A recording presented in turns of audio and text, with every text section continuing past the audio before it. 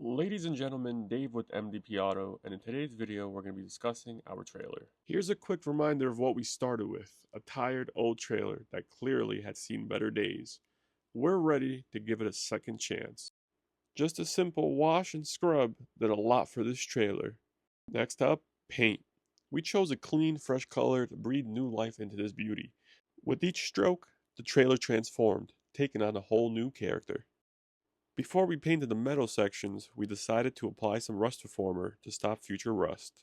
In order to preserve the wooden floor, we decided to use a sealant on it. And here it is, the final product. What was once a worn out trailer is now ready for a brand new chapter.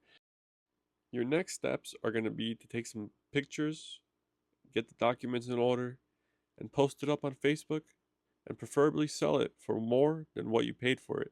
Hope you guys enjoy this quick and easy way of making money. Thanks for watching. Stay tuned for our next adventure in flipping.